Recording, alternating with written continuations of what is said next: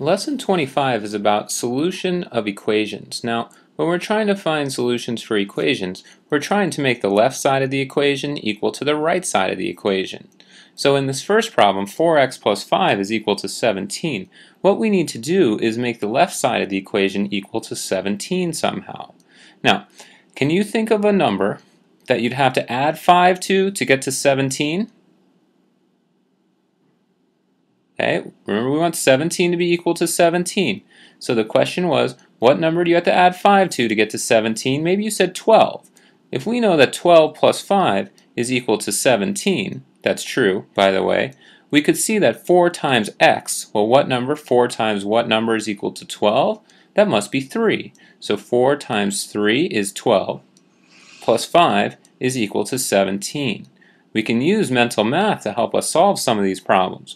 We know that x is equal to 3, and we've got the right answer. That's what makes this statement true. It gives us a solution to our entire equation.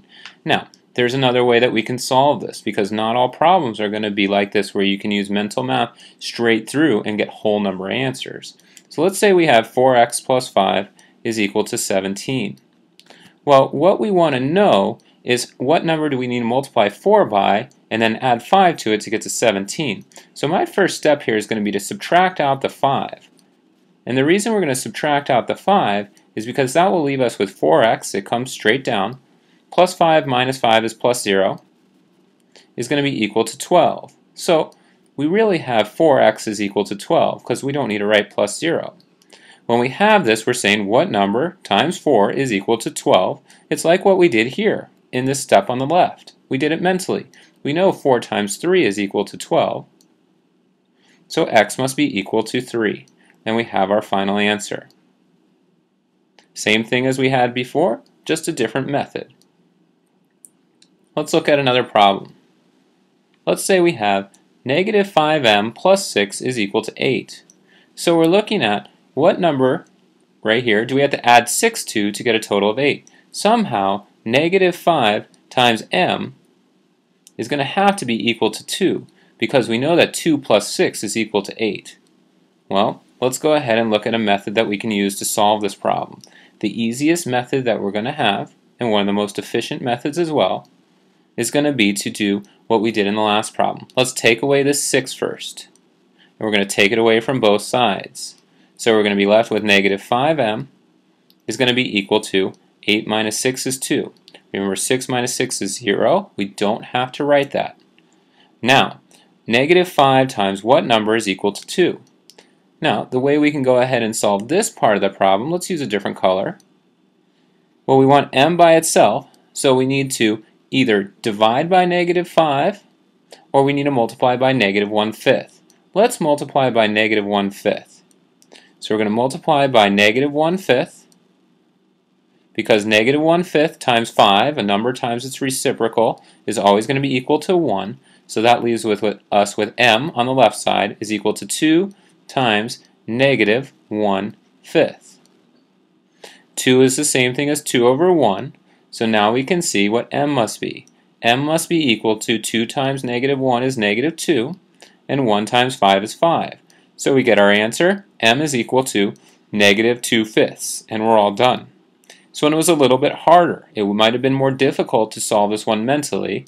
Okay? That's why we use this other method in order to solve the problem. Let's look at another one.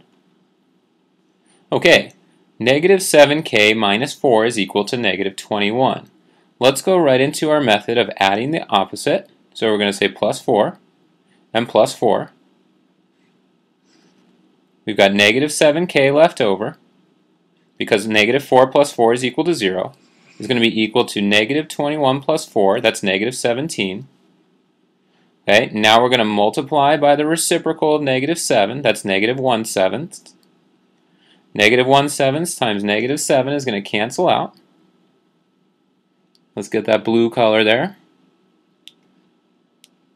Okay, that cancels out. And then what we have to do is we have to multiply the negative 17 times negative 1/7, what we multiplied on the other side in order to get k by itself. So k is going to be equal to negative 17 over 1 times negative 1 over 7. Let's go ahead and do the math. So we're going to have a negative times a negative. The opposite of a negative is a positive, so our answer is positive. 17 times 1 is 17. 1 times 7 is 7. And we've got an answer of 17 sevenths. We could leave our answer like this, or we could report it as 2 3/7. Both of these answers are correct. Both of these answers will get your full credit. If this were an odd problem in your textbook, the textbook would report it as an improper fraction, and you could too. But if you wanted to use a mixed number because it makes more sense, that's fine as well. Alright, this is our last problem for this lesson. Let's go ahead and look at this one, and it's a problem with decimals. Now we've got several options when we do a problem like this. The first thing that I want to do when we go through the problem is to add 0.2 to both sides. Again, notice I'm doing the opposite of what was originally stated in the problem. So I'm going to add 0.2. Make sure you line up the decimal point when you're adding your decimals. And we're going to get 0.4x coming straight down. Remember, our goal in the end is to figure out what x needs to be equal to make the left-hand side of the equation equal to the right-hand side. Now we've got 0.2, and we're adding it on to negative 0.16.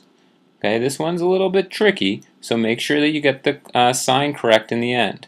Let's go ahead and look at it like this. Let's say 0.2 minus 0.16. If we said this, we'll get the same exact answer. It's just a little bit easier to look like. We know this must be equal to 0.04. 20 minus 16, we just keep the decimal lined up. So we've got 0.04. 0.4x is equal to 0.04. We want to figure out what our final answer is. Now this time, since we've got a decimal here, well, taking the reciprocal of a decimal would be a little bit challenging because you'd have to change that into a fraction, change this into a fraction. What we can do instead is I want x to be multiplied by a 1. So if I want that, what I can do is divide both sides by 0.4. Because 0.4 divided by 0.4 is just 1. So this cancels itself out. Now I'm going to divide this side by 0.4 as well. And let's find out what our answer is. We know this all canceled out. We can cross this part out as well. So we get x by itself. So x must be equal to 0.04 divided by 0.4. Let's look at that with our dividend and our divisor. Do you remember how to divide by a decimal? Hopefully you do. Move the decimal over 1, move the decimal over 1, decimal comes straight up, we rewrite and solve. So we're going to get 0.4 divided by 4. Decimal comes straight up, we're going to have an answer of 0.1. So x must be equal to 0.1. And we're all done with this problem. Make sure you've got this written down. This problem was a little bit trickier. We're going to continue to practice this in our lesson practice, page 108, during our next class. Complete your notes, come to class prepared, and I'll see you next time.